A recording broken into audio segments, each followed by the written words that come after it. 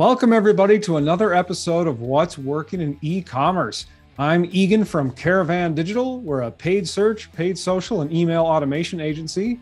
And today I'm very excited to have on Josh Frank from Test Triggers. Josh, thank you for joining us. Absolutely. I'm excited to be here and talk about some conversion optimization strategies for e-commerce stores. Well, thank you so much for coming on to do that. Tell me a little bit, how did you get into this? And, what do you consider to be the pillars of conversion rate optimization?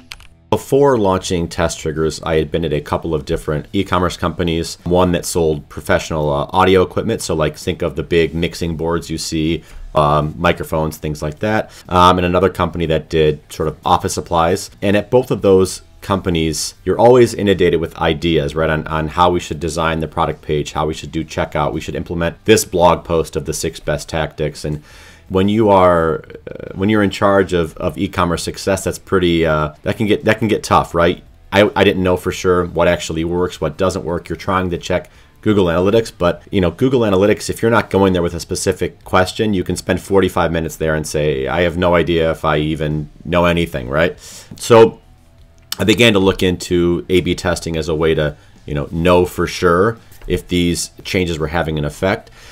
And then I sort of became the A/B testing guy. So when I would go to conferences, it was all I would really talk about. And when I would talk to other companies, they would really get interested in the A/B testing component. And so I sort of eventually said, there might be something here. That was the fire that was lit that said, you know what, I'm going to go out and find some e-commerce clients and do conversion optimization. And I think that, you mentioned like what are the pillars of optimization. It's much more than A/B testing. We really have to think of A/B testing as just that last point where you are putting it to the test, obviously. And the biggest thing about A/B testing, and perhaps the biggest lie about A/B testing, is that anyone can do it and everyone should be doing it and you should be testing everything. And if you don't have more than, let's call it, 100,000 monthly unique visitors, A/B testing is going to be an uphill climb for you.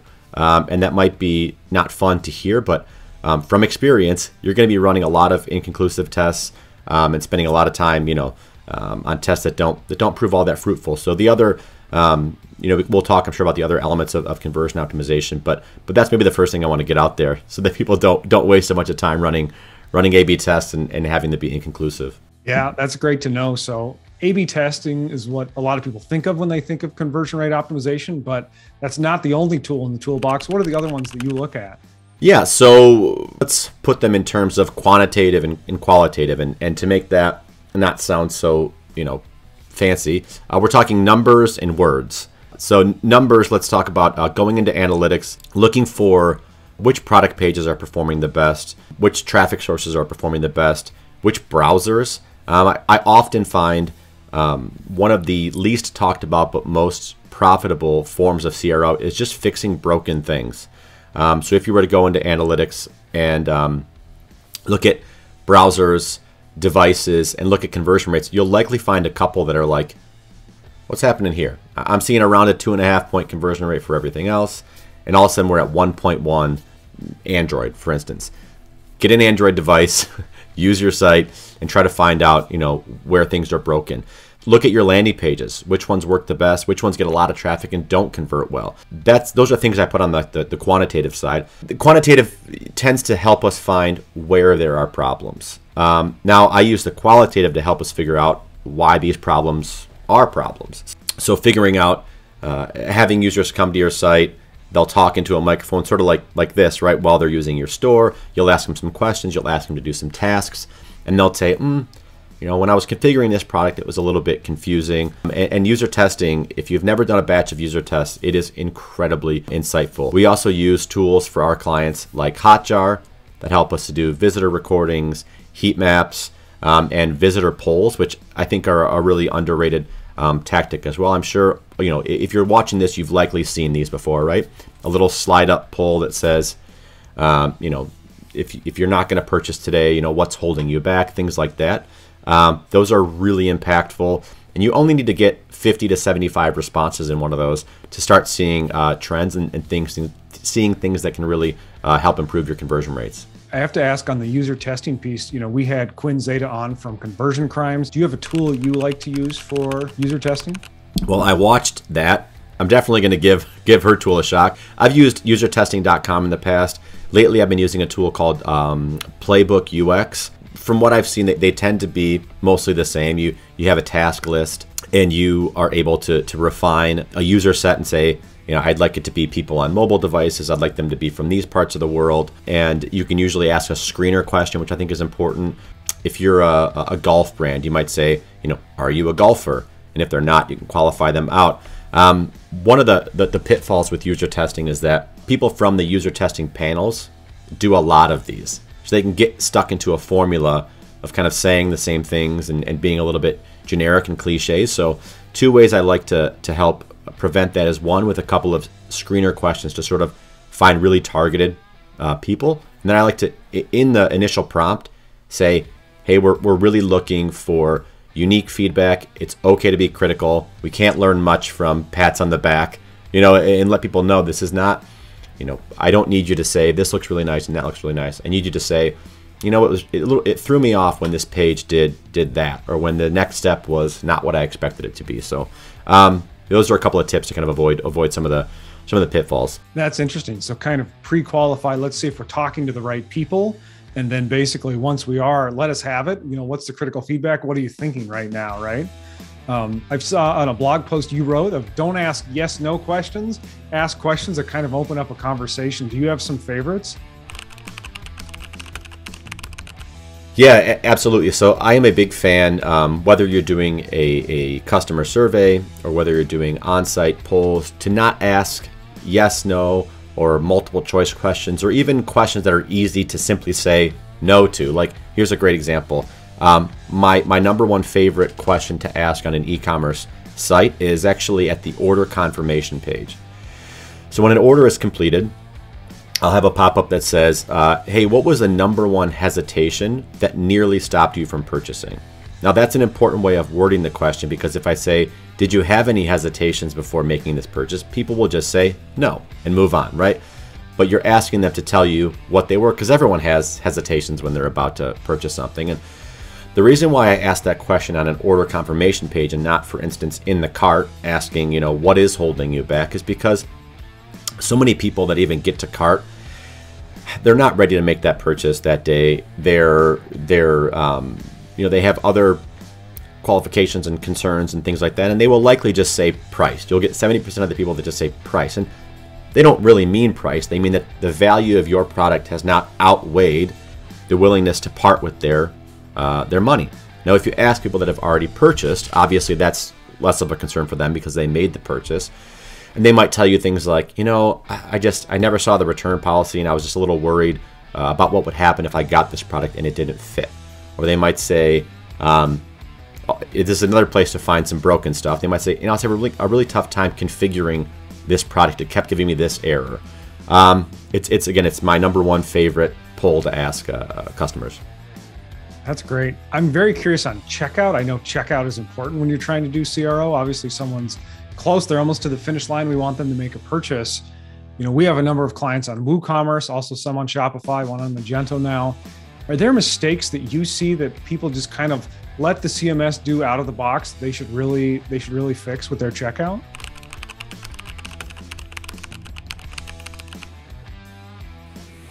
Yeah, so depending on what platform you're using, obviously, sometimes you have more and less flexibility on what you can do. But a couple of things that would be optimizations for an out-of-the-box experience would be coupon code field. So hiding that by default and having like a text link that says have a coupon code, and when you click that it expands. What happens time and time again is somebody gets to a checkout, they're filling out their information, they have all intentions of purchasing, then they see that coupon code field, and immediately their lizard brain goes off and they go, someone out there is getting a better deal than I am, and I just can't have that. I'm like that, right? If I see it, I'm like, there must be coupons out there. I have to go find one. So they'll inevitably open up a tab, search your brand name and coupon code, and they'll go to Retail Me Not, and who knows if they are ever coming back. And so I find that to be a big deterrent. Now, if you simply hide it by default in a little text link, if they have one, they can see that. They'll click it, they'll enter the code, and they'll go on their way. You're just not flashing it right in their face to say, please go search for a coupon code and destroy my margins. Another caveat to that is everyone should have a static page on their site that has the page title, brand name, coupon code, right? So that you will hopefully show up in those organic search rankings as well. And then you can fill that page out with, hey, I noticed you were looking for a promo code. Here, you can give them one. Here's 5%, or you can say, we don't do promo codes, whatever messaging you want to put there, but you can certainly capture some organic traffic by creating a page like that. Yeah, that's a great tip. We did that for my old e-commerce store, Splendid Beast, and it worked really well. So I'm glad you mentioned that. You also talked about Hotjar as a tool. I like what you said about Google Analytics. It has the data, but where are the insights, I'm curious about the same thing with Hotjar. When you're watching screen recordings or looking at heat maps, what questions are you asking yourself and what insights are you drawing from that? Yeah, absolutely. So let's start with heat maps. Heat maps, I am really trying to look for two things. Obviously, like where are most of the clicks happening? And does that coincide with where we would theoretically like people to click? And then oftentimes it's where are people clicking that isn't actually a clickable action, right? It's going to happen where you have sort of banners that people are clicking on that aren't clickable, or you have a banner that you want people to click on, but because people are sort of trained to not click on things that look like ads, they will skip right over it. So a lot of times, sometimes a simple text block is better than a banner because, again, it doesn't look like an ad. So heat maps, I also like to look at product pages where you can not just look at clicks, but you can look at mouse flow, like where the mouse is actually going. What are they trying to see? Again, what are they clicking on? How much are they interacting with the image gallery? If we have tabs, are those actually being clicked? All sorts of things like that of trying to break down, are people seeing the things we are trying to show them? And if not, we might have to do some rearranging. Now, when it comes to recordings, they're incredibly valuable, but they are tedious. That's just the way it is. You need to set aside some time. You need to, get a cup of coffee, glass of wine, whatever, and sit and watch some and really look at how people are interacting with your pages. How are they evaluating features? If you've ever thought in your life that people don't read on websites, people definitely read, especially buyers. Buyers are looking at the specifications. They want to know, if I'm buying a phone case, which phones does this fit? Does it have this feature or that feature? So the recordings, yeah, again, like I said, they're tedious. You can usually make some, whether it's Hotjar or other tools, you can usually say, show me people that hit the cart page but did not hit the order confirmation page, right? You can look at abandonments there. Show me people that did purchase. You can sort of make some filters to try and make it a little quicker to find insights, but set aside some time to do that. And to piggyback on that, I encourage everyone to do this, and almost nobody does, but if you run an e-commerce store, at least once a month, grab your phone, turn your Wi-Fi off, so give yourself a slower than normal connection, go to your store and put in a test order and just see.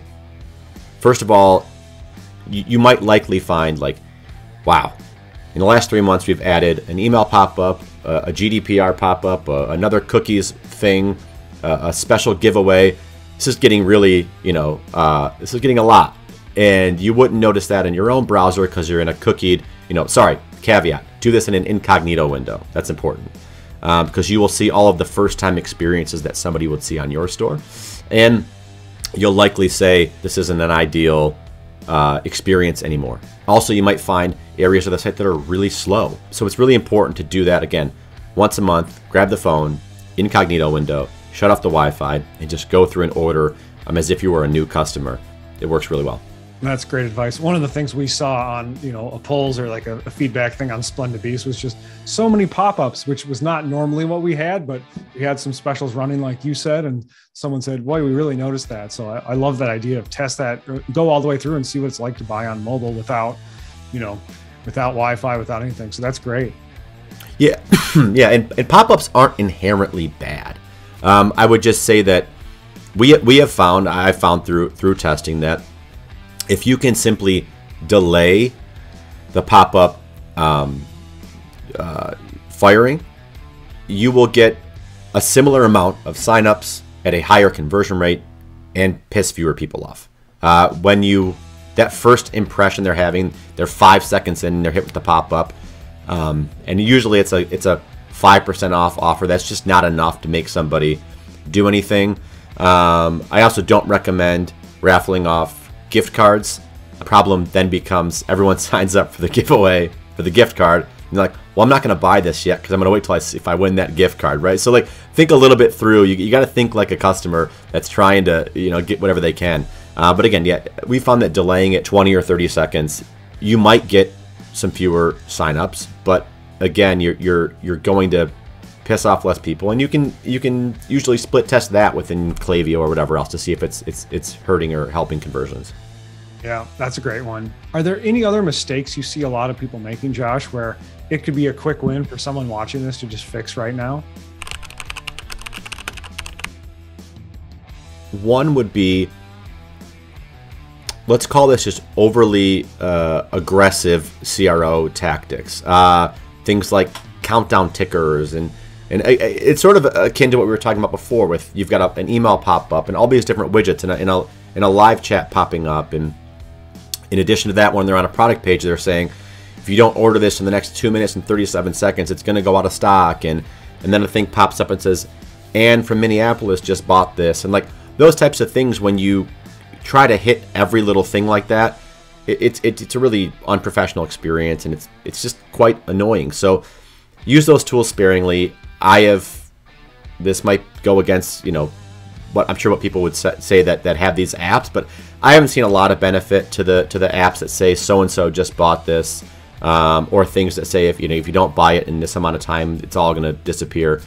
Same thing with like that spinning wheel of email deals. Again, when that's spinning, everyone's like, I know I'm going to get the lowest one. Like, just give it to me already. Like, it's not necessarily the gamified experience that you hope for. So it really comes back to trying to make it a little bit of a more elegant experience. And another mistake I see is underutilizing the image gallery. I think the image gallery is the most important part of a product page. And I say that because you can answer so many questions, and it's the old adage, yes, a picture tells 1,000 words, but let's think about the things you can actually do with an image gallery. So first of all, with an e-commerce product, the image is typically the value proposition, right? Show me the thing. Show me what I'm actually going to get. And what you should be doing is showing it in its actual outcome potential, let's call it. So if it's a bike, I want to see somebody riding that in a really cool environment. And then also, if it's a bike, I want you to show me a picture of the bike with annotated sections, like point to the tires and tell me that they're special, tires that if they get a hole in them, they can ride for an extra 3 miles, or show me that there's a tire pump built into the seat, or all these little features and benefits. Show me those actually on an image, rather than just telling me in the description or even a bulleted list. Do both. Actually have them in a bulleted list also, but people tend to say like, oh, well, I'm already telling the person in the description that it has this. Well, it's plenty okay to tell them more than once. And so images are a great way to do that. Also, I tell clients, take the bottom third of your product image and feature some reviews there.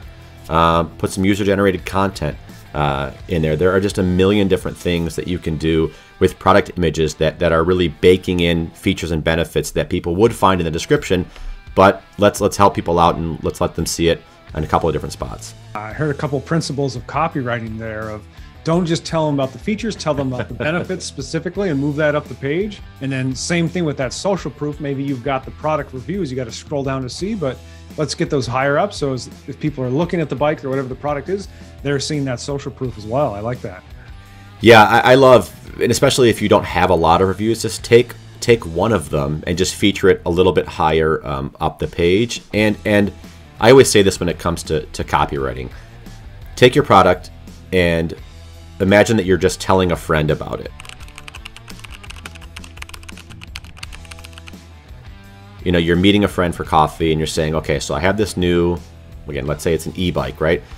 So you have this e-bike and it can go for this long on a charge. Like you could get from, to home and work, and it charges this quickly. And my favorite thing about it is X, Y, and Z. Like, talk like that then formulate that back into a product description. People tend to think that they need to quote unquote sound professional. Sounding professional just tends to make you sound cliche, and you'll have overused phrases like satisfaction guaranteed and best in class and things that don't really mean anything to anyone. So I really suggest trying to adopt a more casual and benefit-based approach. You wouldn't say to your friend like it's a best-in-class solution. You wouldn't say that, right? You would talk in more benefit-based terms as to how the product can help them. Yeah, that's great. Something I'm wondering is, we've kind of talked about on-page optimizations. Sometimes the client's website may not be structured intuitively. So I'm curious if you have any thoughts about that, of how should people be laying out their sites? What kind of pages should they have? What kind of site navigation should they have? So the biggest thing I will say on that is there have been years and years and years of people using e-commerce stores and themes that tend to all be laid out similarly. So don't try to reinvent the wheel too much on this. Like, there's a reason why when we drive, the steering wheel's in front of us, the horn's in the middle, and the blinker. Like, we're relatively used to that. If somebody said I'm going to put the steering wheel up on the ceiling because it's avant-garde, I'm not sure that's a great idea. People are used to where things are on e-commerce stores, and there are tons of incredible Magento, Shopify, BigCommerce, WooCommerce themes out there that tend to get the layout right. So I wouldn't say too much about that. As far as like homepage, I'm not the biggest fan of rotating banners. I know people think they're like the devil incarnate. I'm not that strong about them, but they tend to never work the way that you'd like them to. They never are slow enough. You can't pause them. People tend to miss things, and so that would be something I don't recommend on a homepage. And also, your homepage is to tell people your value proposition and then get them off that page. They're not going to buy anything from the homepage. I want them off that page. I want them into a category page. I recommend that people try to curate categories, so it's not just men's shoes. It's fall, shoes for fall, shoes for winter, shoes for runners. Get them to things like that. Laying things out in a more, again, outcome-based framework is going to be more helpful in the long run. I like that. That reminds me of the homepage is kind of like the front page of an old newspaper. You want people to go inside and read the rest of it, right? And then your categories are laid out based on how are people going to use your products. That's a great one. Thank you. Yeah, for sure. And don't track silly things like time on site. That reminded me of I had a client once who was bragging about their time on site, time on page on the homepage, and I go, I don't know if this is that great of a thing. What? Nobody's buying anything from the homepage. I'd prefer they were getting to a different page. And time on site is a silly vanity metric. You can say we have a high time on site and that's great. I could say, well, it's a bad metric because are they not able to find what they're looking for? You could look at it either way. It's not a valuable metric to look at. Yeah, that's great. I know we're running up at time here. I just want to ask a few more questions. One is, Sure. When you're doing that qualitative research, how does that feed into your quantitative research? So when you have a client where you can do A/B testing, I assume you're using this qualitative data to sort of guide you in your tests. How do you think about that? We use what we call a where, why, how method. So where is the quantitative side? So I need to go to the quantitative analytics to tell me where there is a problem. People tend to skip this step and just say, I want to optimize this part of the site because everyone tells me that I should. Start with your where and show me where there's an actual problem. It's sort of like going to the doctor's office. You got to find out where it hurts first, and then you go to the why, which is all the qualitative stuff. So if I find a particular page or category that's underperforming, I want to run a poll right there and say, what information is missing from this page, or some questions like that. I'm going to download that information. And that's going to be like telling the doctor, your qualitative information, right? This is what my diet's like. This is, what my life has been like the last 3 months. I'm under this type of stress. That's where we get that type of information. Then the how is, how are we going to fix this, right? Let's take the doctor example a little bit further. What prescription are we going to try? What remedy are we going to go through to try and see if it fixes this? And that's where the A/B testing tends to come in, where it's okay. We know it's a product page problem. People have told us on the product page they don't trust that this product works. We're going to feature some reviews on product images up higher on the page, We're going to feature our return policy, all those types of things in a test, and we're going to run that against control and see what the effect is. How should people think about their results, and what kind of results have your clients seen? Let's take the A/B testing example and say that you have enough traffic to do A/B testing. You should look at what your stopping rules should be, right? For us, that tends to be no fewer than 2 weeks, so like 2 business cycles. It tends to be a certain number of conversions in each funnel, usually around 150 to 200. We obviously look at p-values, and there are plenty of statistical significance calculators out there, but it's best to have that framework in place before. Otherwise, you will just wait till the numbers look like how you like them, and you will stop the test. And that's not obviously a way to go about that. So I'll give an example for a client where their products are having some stock issues. It's kind of a global thing. They're in the kind of the outdoor sports and recreation space. And so they used to have a little near the add to cart. It said in stock. It was kind of light gray, and it just said in stock, and that was it. And so we said, well, we did some polling on the product page, and people were asking, is this in stock? When will I get this? Are you sure you have this? Is it back ordered? So well, clearly people aren't getting the message that this is in stock. So what we did was we made it green. We added a tiny little icon to it, and we said if it's before 11:30 Eastern for this client, it says in stock, this product ships today. And we have another one that after 11:30, it clicks over and says in stock, order today, ships next business day, right? So it's this little messaging, and that for them produced 14% more conversions. This is a large client. That is a lot of money. That is a lot of money.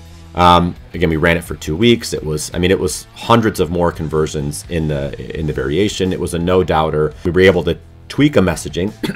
It's one line of copy that we were tweaking in a little bit of JavaScript, and that is going to make them well over 7 figures this year. Wow, the $1 million fix, huh? It was a $1 million fix for sure. But I think that the components of that may not be a $1 million fix 2 years ago, right? But because stock issues are such a global talking point right now, it's extra important and extra sensitive right now. So it's kind of I think it's a perfect storm in that sense.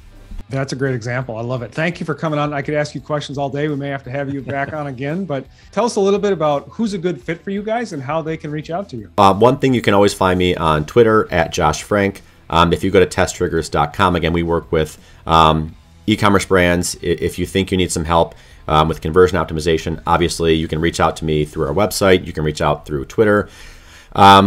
I also have a list at thetacticalecommercelist.com. It's a big old spreadsheet, actually an Airtable that I made of a lot of the things we talked about today, around 80 or so tactics that have all been tested and proven, and that doesn't mean they're 100% going to work for you, but specifically if you're the client that can't do A/B testing yet, you can buy this spreadsheet. It's like less than $100, and you can look at all of these that have descriptions, where these changes go, mock-ups, video walkthroughs of all of them. So you can sort of see, for instance, the product image things we talked about. Those are all in there, and how you would execute on those. So that's another way that, especially if you're not necessarily looking for an audit that might cost $3,000-$4,000, you can sort of do a self-audit and go through those things on your own. That sounds awesome. We will be sure to link to that. Josh, thank you for coming on and sharing what's working in e-commerce. Absolutely. Great time.